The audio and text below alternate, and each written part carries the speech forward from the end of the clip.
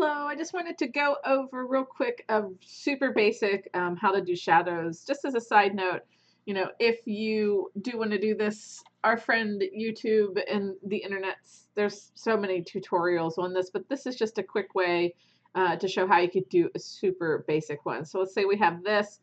These are from our friend Pexels. I like to go there for the demo ones. And let's just go ahead and clean this one up a little bit. I want to get just the figure by themselves. And I can clean them up in the next one. All right, so what I try to do is I try to find photos like this that have a plain background, so then I can just grab the figure pretty easily. I know that's like best case scenario, but I'm going to go to Shift Command or Control if you're on the PC. I, so that's Shift Command Control I, whichever one you're working with, and that is going to inverse that selection. So now the first time I had selected the background, so only it was selected, but now with that inverse, she's selected. So I'm going to copy. I'm going to paste. It's obviously not the right scale, so let's scale her down.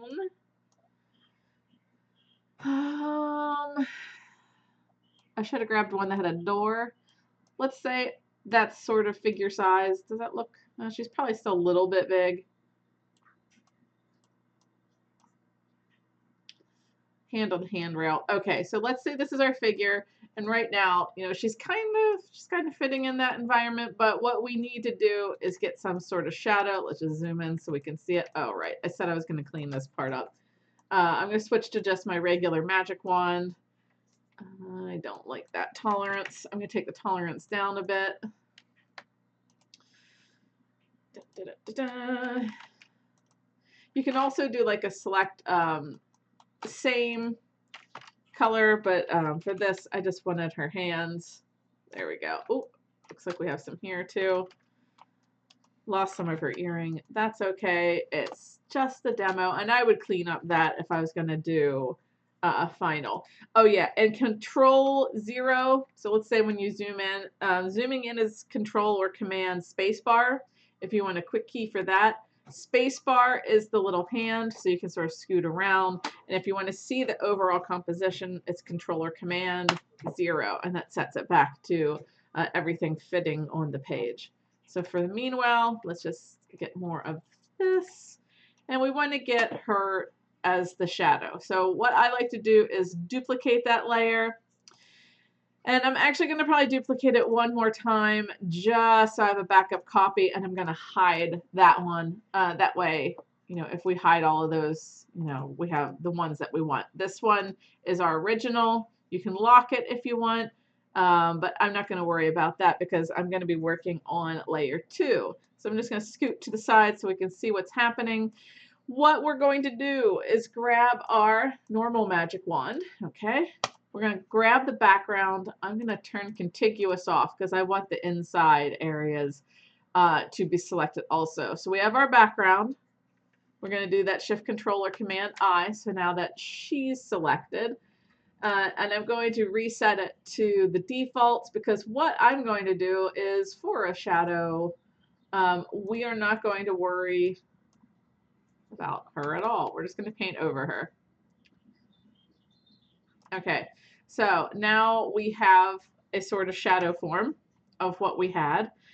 And what we're going to do is go into edit, and we are going to flip it. I think that would be vertical. Yep. Sometimes you just have to test it to make sure. And so you can sort of see if I rearrange these layers, we have a shadow of some sort happening. Now, it is a bit of a skew in this one, and so what we would need to do, you could do the free transform. I like to go under the transforms and just sort of experiment between all of this. I'm going to guess it's either skew or distort for this one. Let's just pop it over so we can see it. So that's going to skew it, but not in the way that I like, so I'm going to undo that. The thing with Photoshop is, one, you can't remember everything, and two, don't be afraid to experiment. Okay, that's getting there. I'm gonna undo that one also. Let's just go through each of them so you can see what happens. Perspective. That's actually going to be in the right direction. I'm gonna undo it just so I can come back to it. And there is also, probably in this case, just the R, not the R, sorry, that's Illustrator. We just could rotate it. So let's just see what our free transform is gonna do. Honestly, this is probably gonna work, oops, the best, just to get the angle that we're starting with.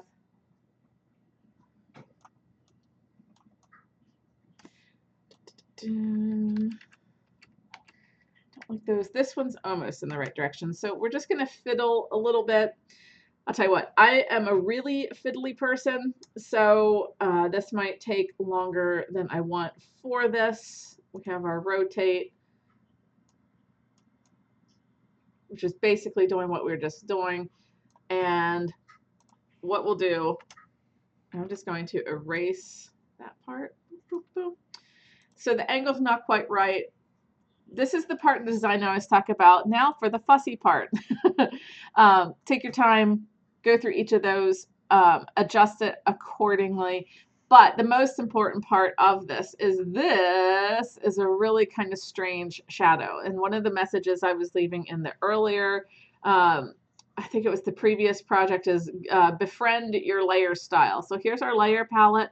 If your palette isn't out, it's under everything over here is under your window menu. Go ahead and pop it up. So what I like to do when I'm working with layer styles, let me go back on this, is to see which one would work best for it. So some's going to work great and some you won't be able to notice at all. It might, there. Ooh, soft light is looking good. So I sort of say it out loud to myself and or I write it down so I know. So soft light's my winner. All right.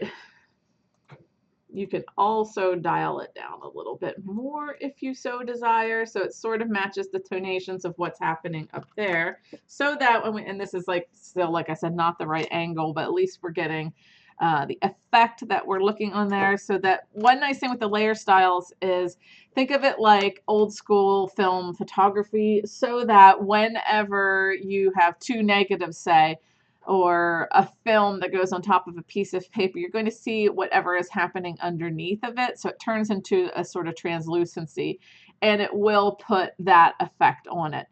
So this is a really great way to, continue to merge and meld your images if you're going for that little bit more realistic approach rather than, say, the surrealistic style collage. So that's going to depend, do you want the surrealistic take where, it has that sort of dreamlike quality where it may be, a little bit juxtaposed, or are you trying to get it to look like it actually is fitting in that environment? So those layer styles, which was really what I wanted to talk about with this, is one of the ways that you can, achieve shadows or highlights, etc.